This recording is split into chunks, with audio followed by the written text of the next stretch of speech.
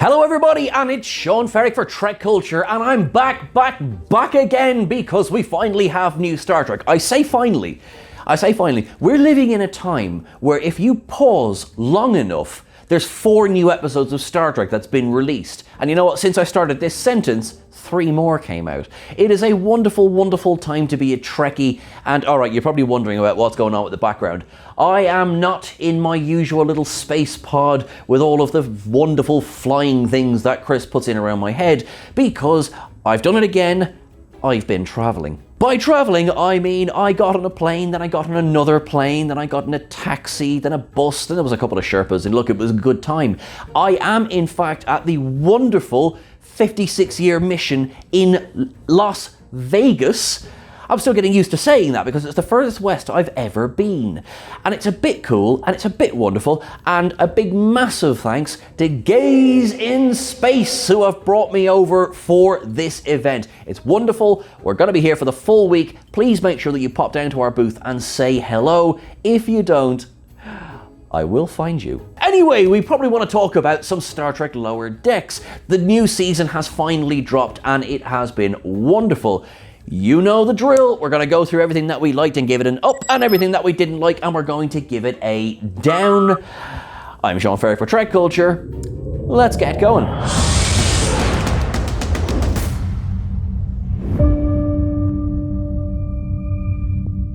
Now, Lower Decks Season 3, Episode 1, Grounded, begins with the reveal that yes, indeed, Captain Freeman is still in prison for the accusation of blowing up Pac-led planet. I just love everything to do with the Pac-leds, even when they're exploding. So that kind of, I sound a bit evil there, don't I?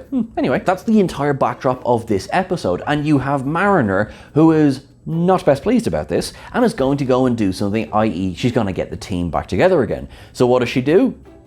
She goes to Boimler's family vineyards where they make dried grapes, and every single person is trying to hit on Boimler who hasn't got a clue up.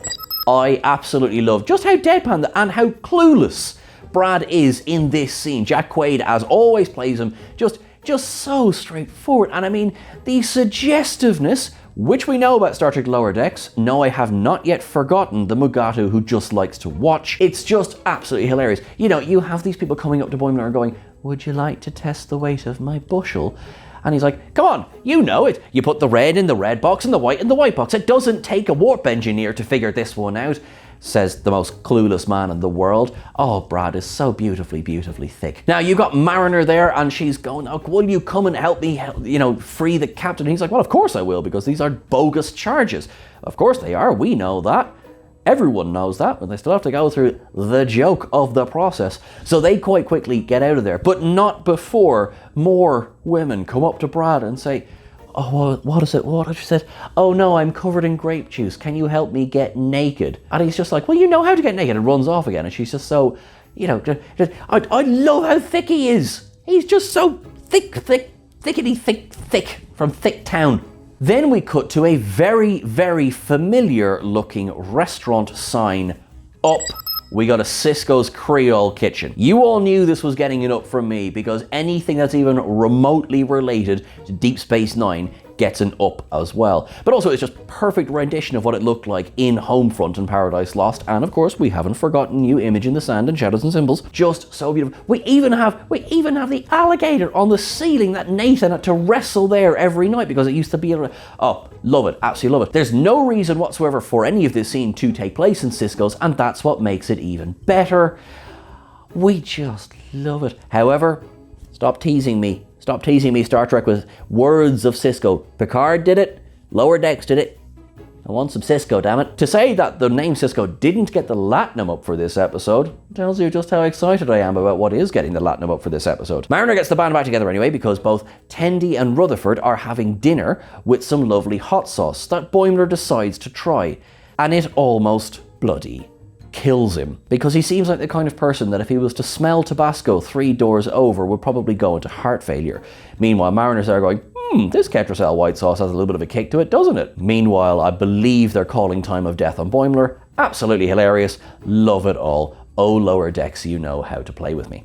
We then talk about where to go next, and in fact, because Rutherford and Tendi they're on this extended vacation, where will we visit, Tendi even goes, will we go back to the Grand Canyon? Could we even be that wild? But no, Rutherford says, well, why don't we go to historic Bozeman, Montana, the site of first contact?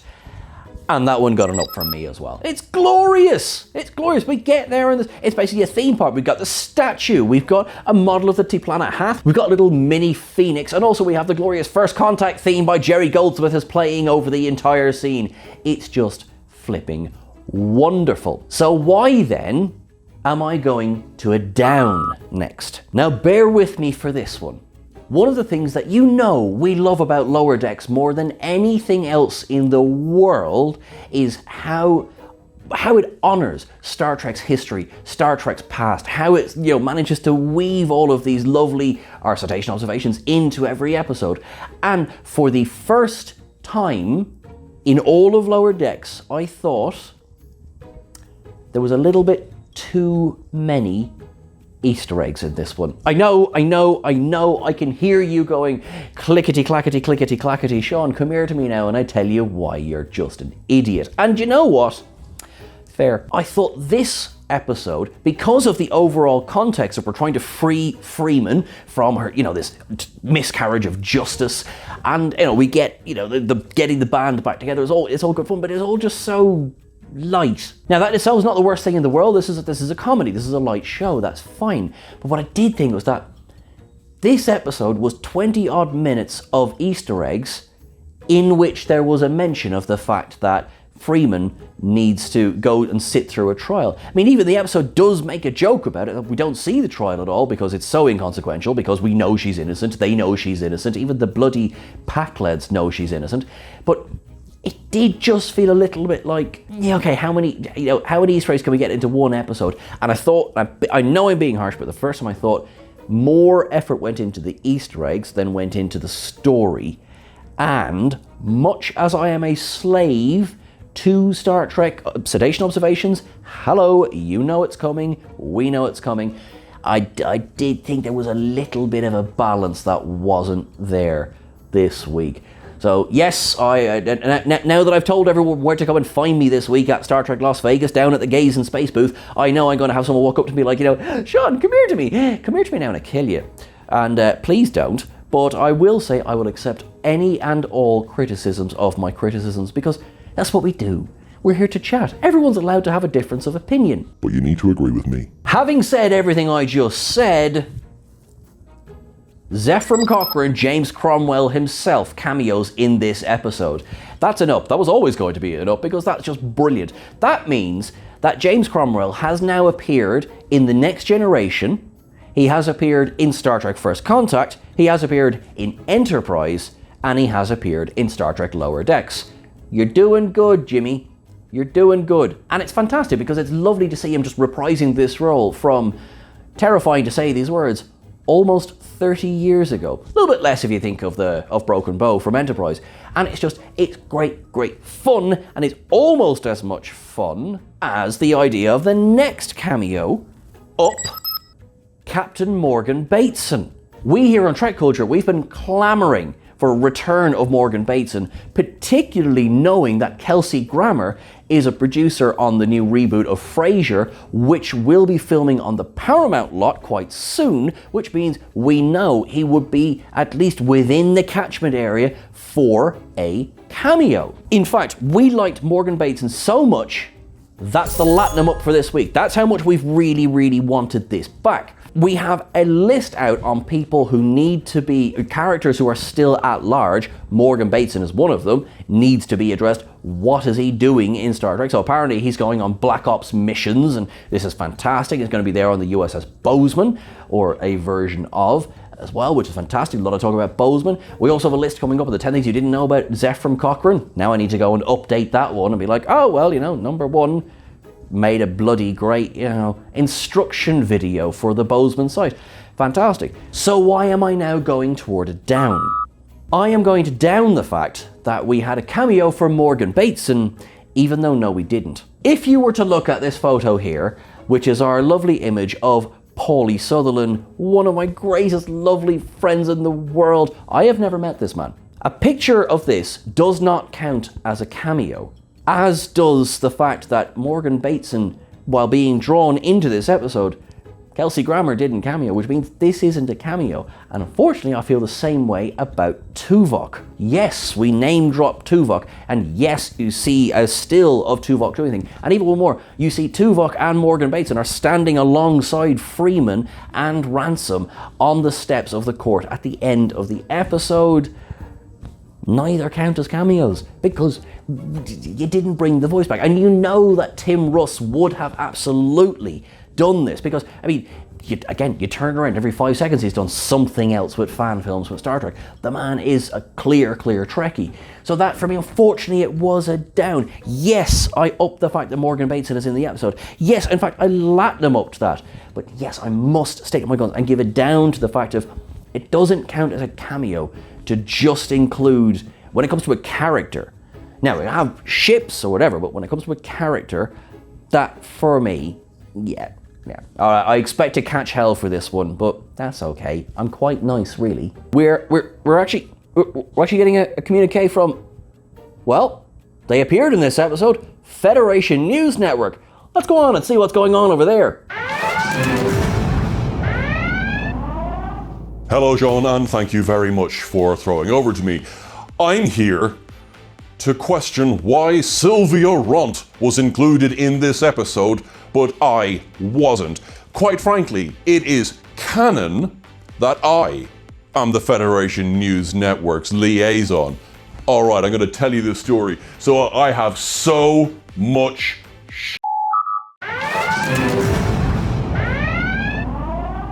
apologies there for newscaster Sean. There was I think someone felt a little bit sensitive about the fact that while the Federation News Network was featured in the episode, there must have been a slight miscommunication as to who the anchor should be. Don't worry, Sean. You know we love you. You know you're our favorite. Now, my friends, it brings me great pleasure to invite you to join me at Cetacean Observations.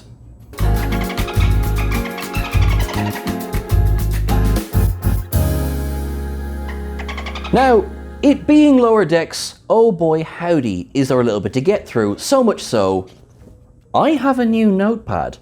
Thank you very much, Mozzie. So, we have the Federation News Network. Yes, I know, I'm sorry, Sean. Anyway, we have the Federation News Network appears in this episode. Then we have Admiral Jellicoe bans the Zebulon sisters from serving on active ships.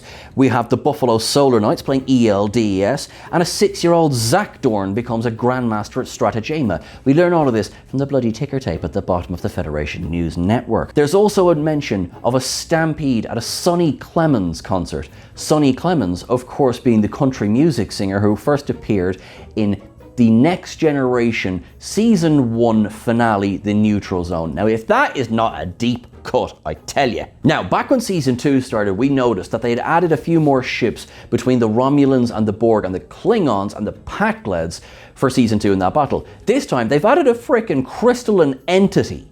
That's an up from me. I mean, after a while, you know, these people, they can't be held down. They just can't. You take that up. Now, we then go to the Boimler family vineyard, where, do you think they make wine? No. They make dried raisins. I love this show.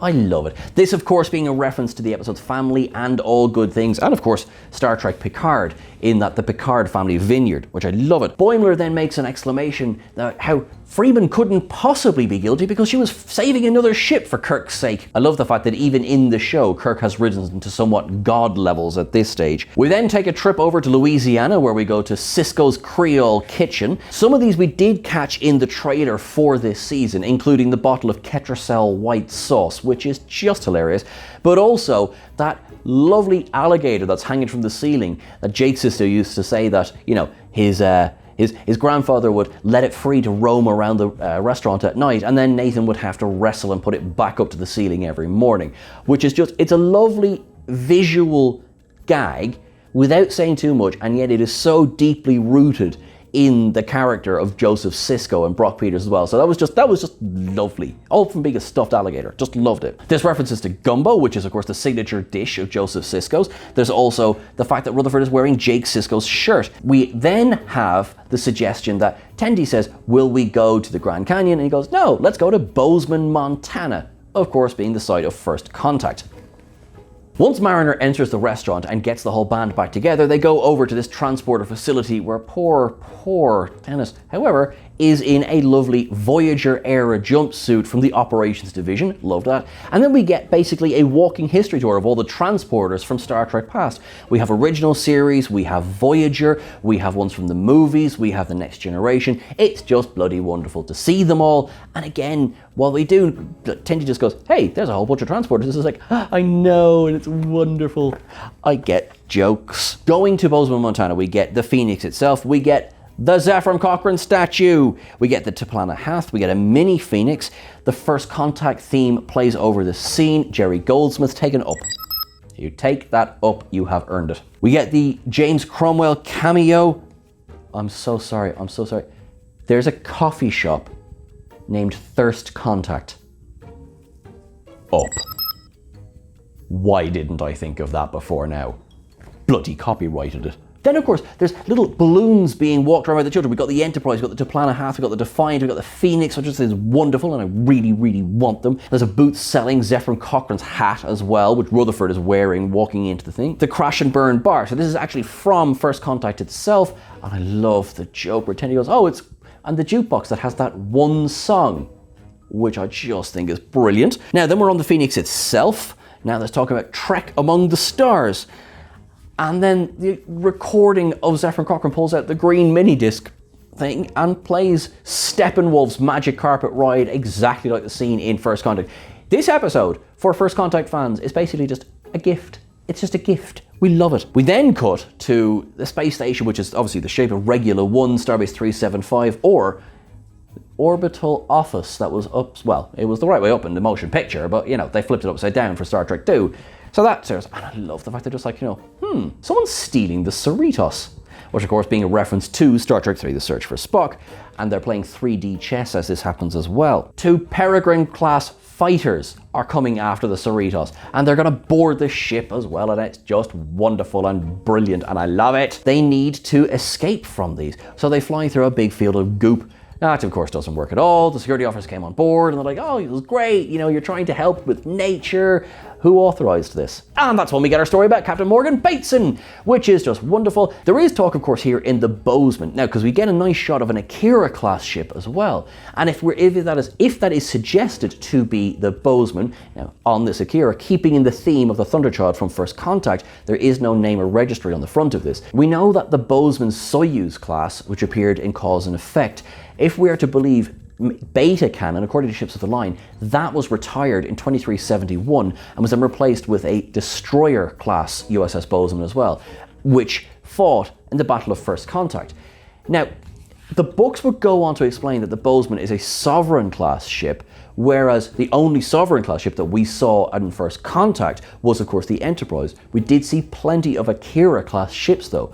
So, this is a roundabout way of saying that this Akira-class ship might actually be the new Bozeman itself, which is just fun. It's a deep cut, and we like that one a lot. Now, the scene that features Morgan Bateson sees him in that same kind of, you know, chain of command type jumpsuit, which is always wonderful. We get our visual cameo, at least, from Tuvok. We also get a shot of an Olympic-class ship alongside the Cerritos in orbit of what was Pakled planet. So Olympic-class being, of course, the USS Pasteur. And when Freeman is revealed to be free, she talks about how the Pakleds got caught in a Samaritan snare of their own making, being the name of the episode that they were introduced in. In the very finale, the Federation News Network, yes, Sean, yes, we know, talks about how a young person has solved Fermat's last theorem, which was mentioned in both TNG episode The Royale and the DS9 episode Facets as well. There is, of course, a reference to Trek Among the Stars, which is when Captain Gavin has to be saved from the replica Phoenix by a runabout.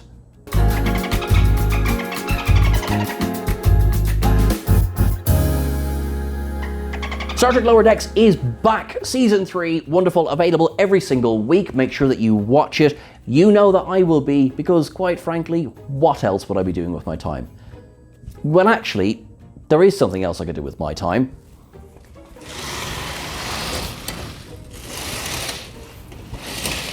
I mean, I guess I could try and enjoy Las Vegas. That's now everything for this week, folks. Lower Decks is back and I couldn't be happier. I love Lower Decks. Yes, it got downs. But look, we've never ever given any episode ever a perfect score. We don't do that here at Trek Culture. Let us know what you thought of this. If there was anything you reckon I missed in Citation Obs, you let us know in the comments below. Please don't forget to like, share and subscribe. We are aiming to get 250,000 subscribers by the end of this year. And because of you, because of people sharing and liking and being just generally lovely, we're already around 225,000 subscribers. So thank you so much. Everything that you do absolutely pay. It really does help the channel. It lets us do things like this. So thank you so much. So please continue to do that and you'll all get a big massive hug from me. Do not forget, if you are attending the 56-year mission at Bally's in Las Vegas, do come on and drop down by the Gaze in Space booth, where you will find me there being all chatty and wonderful, or potentially very tired. You will know, judging by the size of coffee I'm holding. Ractigino double sweet. But do drop on by. We'd love to see you. Come on down and have an El Cuddle and a chat. You're wonderful, you're great, and you are stunning. Thank you so much to the wonderful people at Gaze at Space for bringing me here this year. Now, you're all wonderful. I'm going to let you go, but remember to come back next week when we're going to go through episode 2 of Lower Decks, season 3. As always, a massive thank you to Chris, who has to take everything I've sent him and turn it into an actual viewable video. And I know this has not been one of his easier weeks for me doing that. Sorry, Chris, you're awesome. You can catch us over on Twitter at Trek Culture. You can catch myself on Twitter and the various socials at Sean Ferrick as well. Catch me on Instagram, Sean.Ferrick88. You are all wonderful.